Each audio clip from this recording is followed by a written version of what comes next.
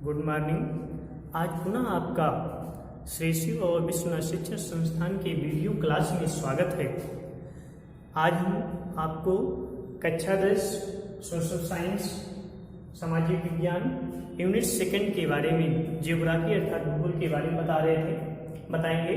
इसके पहले आपको हम पार्ट 4 शुरू कर चुके हैं। इसके पहले वाले वीडियो में कृषि एग्रीकल्चर के बारे में बताया जा रहा था, तो हम मुख्य फसलों तक पहुंचे थे। इसके पहले आपको रबी की फसल, खरीफ की फसल और जायद की फसलों के बारे में बताया जा चुका है कि रबी की फसल जो है शीत ऋतु के प्रारंभ में बोई जाती है और ग्रीष्म ऋतु के प्रारंभ में पक जाने पर इसकी कटाई की जाती है।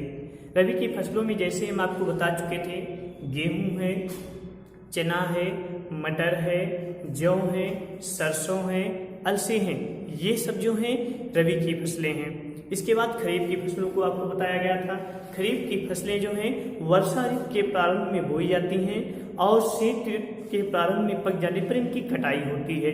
जैसे चावल अर्थात धान की रोपाई, मक्का, सोयाबीन, मूंगफली, तिल, ये सब खरीफ की फसलें हैं।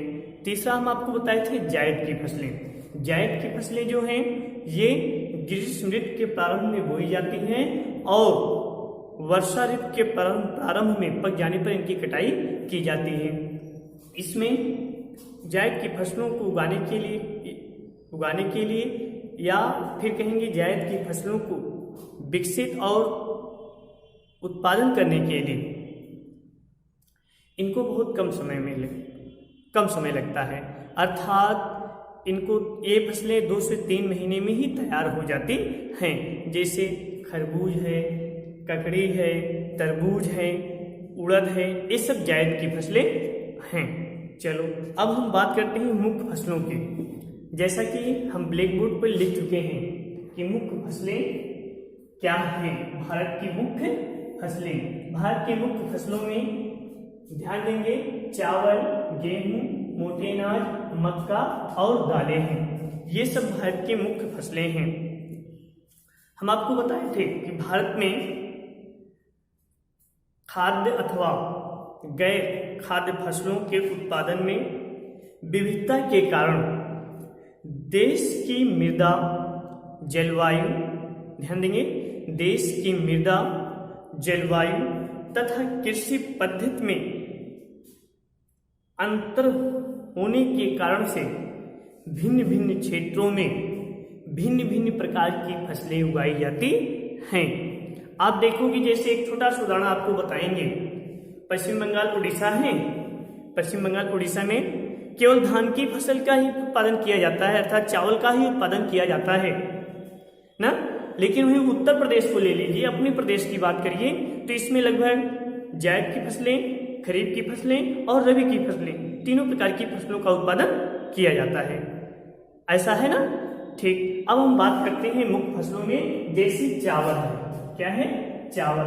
अब ध्यान देने योग्य बातें ये हैं कि चावल को उत्पादित करने के लिए कितनी अंश सेल्सियस तापमान और कितनी मात्रा में वर्षा की आवश्यकता होती है ना।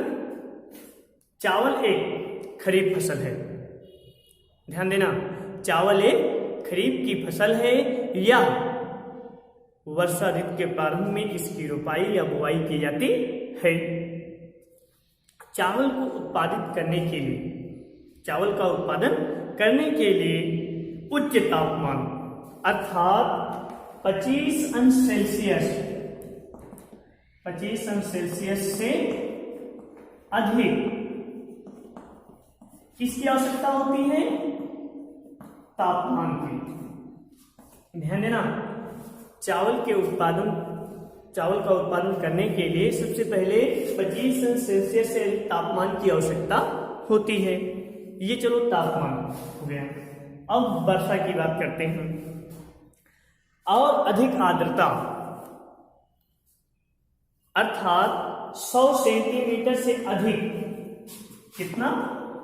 100 सेंटीमीटर से अधिक वर्षा की आवश्यकता होती है। मिट्टी, ध्यान देंगे, चावल के उत्पादन करने के लिए, चावल का उत्पादन करने के लिए सबसे उपयुक्त मिट्टी जो है वह दोमट मिट्टी है। बलुई मिट्टी भी है लेकिन सबसे उपयुक्त दोमट मिट्टी है। ठीक है, तो कहेंगे कि चावल एक खरीफ की फसल है जिसे उगाने के लिए उच्च तापमान अर्थात 25 अंश सेल्सियस से अधिक तापमान की आवश्यकता होती है तथा अधिक आर्द्रता 100 सेंटीमीटर से अधिक वर्षा अनिवार्य होता है, अर्थात 100 सेंटीमीटर से अधिक वर्षा होना चाहिए। अगर वर्षा नहीं होता है तो इसको पर्याप्त मात्रा में समय समय पर सिंचाई की आवश्यकता होती है। और कम वर्षा वाले क्षेत्रों में सिंचाई की बेहतर सुविधा के लिए अर्थात कम वर्षा वाले क्षेत्रों में समय समय पर आवश्यकता अनुसार सिंचाई करने पर चावल का उत्पादन किया जाता है। भारत में चावल उत्तर तथा या कहेंगे उत्तरी पूर्वी मैदानी क्षेत्र और तटीय क्षेत्र तथा डेल्टाई प्रदेशों में उगाया जाता है या उत्पादित किया जाता है। नहरों की वृहद संरचना तथा नलकूपों से सिंचाई की व्यवस्था के कारण भारत के पंजाब, हरियाणा, पश्चिमी उत्तर प्रदेश में चावल की खेती की जाती है। और जानेंगे चावल की खेती भारत के किन किन प्रदेशों में की जाती है? पश्चिम बंगाल है, उड़ीसा है, आंध्र प्रदेश है, हाँ उड़ीसा है, आंध्र प्रदेश है। इसके बाद चलते हैं हम, कर्नाटक है, कर्नाटक में भी चावल का उत्पादन होता है। कर्नाटक के उत्तरी पूर्वी क्षेत्र में उत्पादन होता है। अब हम बात करते हैं चावल, गेहूं की। किसके? गेहूं की, गेहूं की। ठीक है, हाँ हम बात करते हैं गेहूं की। गेहूं जो है यह भी भारत की एक प्रमुख फसल है। हम आपको बताना चाहेंगे कि इसके पहले हम खरीफ की फसलों चावल के बारे में बताया था। विश्व में सबसे अधिक चावल का उत्पादन जो होता है चीन में होता है, इसके बाद दूसरे स्थान पे भारत में होता है। इसी प्रकार से गेहूं भी है। गेहूं का सबसे अधिक उत्पादन जो होता है वह चीन में होता है और दूसरे नंबर पे भारत में होता है। तो गेहूं भारत की दूसरी प्रमुख खाद्यान्न फसल है। पुनः समझोगे, गेहूं भारत के दूसरी प्रमुख खाद्यान्न फसल है। यह देश के उत्तर तथा उत्तरी पश्चिमी भागों में उत्पादित की जाती है। गेहूं को उत्पादन करने के लिए सबसे पहले तापमान देखेंगे। 11 अंश सेल्सियस से लेकर न्यूनतम 11 अंश सेल्सियस से लेकर अधिकतम 25 अंश सेल्सियस तक तापमान की आवश्यकता होती है। दूसरा समझोगे, वर्षा जो है 50 सेंटीमीटर से लेकर 75 सेंटीमीटर तक वर्षा की आवश्यकता होती है। अगर 50 से लेकर 75 सेंटीमीटर तक वर्षा हो जाती है तो इसको सिंचाई की आवश्यकता नहीं पड़ती है। जलवायु शीतऋतु की फसल अर्थात रबी की फसल है। मिट्टी या गेहूं जो है दोमट मिट्टी, बलुई मिट्टी और काली मिट्टी अर्थात जो दोमट भी बताया जलोढ़ मिट्टी में भी उत्पादित की जाती है। अर्थात पुनः समझोगे, गेहूं एक रबी की फसल है। यह भारत की दूसरी प्रमुख खाद्यान्न फसल है। यह देश के उत्तरी पश्चिमी हिस्सों में उत्पादित की जाती है। गेहूं जिसे उगाने के लिए शीत ऋतु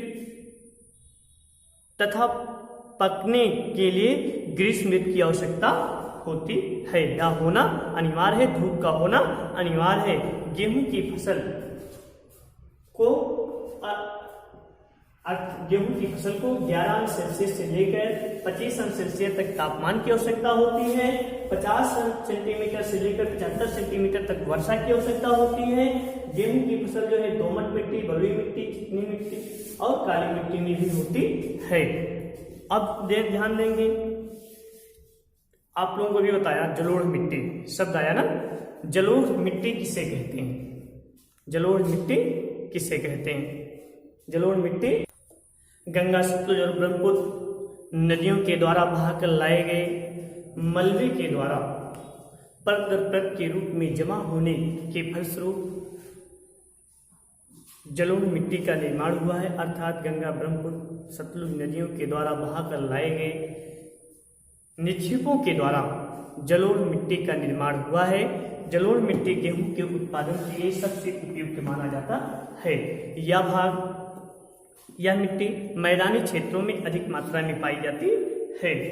अब हम बात करते हैं गेहूं का उत्पादन भारत के किन किन क्षेत्रों में की जाती है। गेहूं का उत्पादन भारत के किन किन प्रदेशों में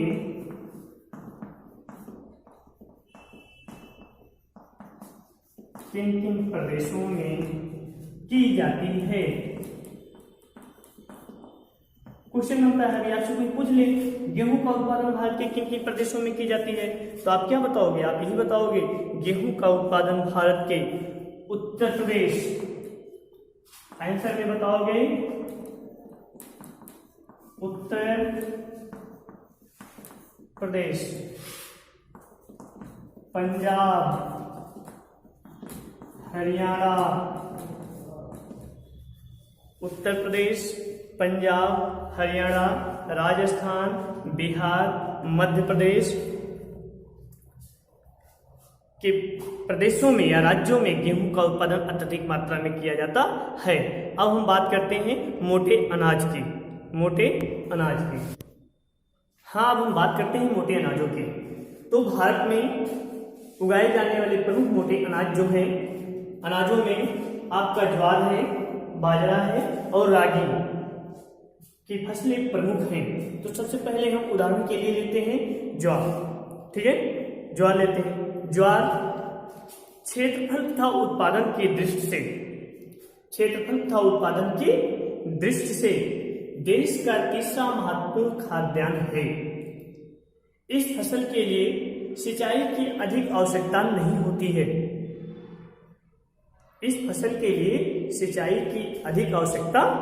होती है।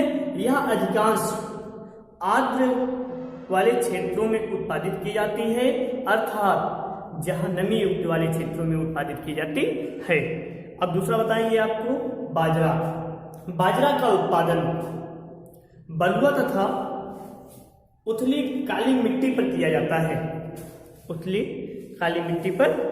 जाता है। यह भारत के राजस्थान, महाराष्ट्र, गुजरात तथा हरियाणा में प्रमुख रूप से उत्पादन किया जाता है। आप कहेंगे भारत का उत्पादन मुख्य रूप से राजस्थान, महाराष्ट्र, उत्तर प्रदेश, गुजरात और हरियाणा में किया जाता है। अब हम बात करते हैं रागी की। उदाहरण के तौर पर रागी कैल्शियम तथा लौह की मात्रा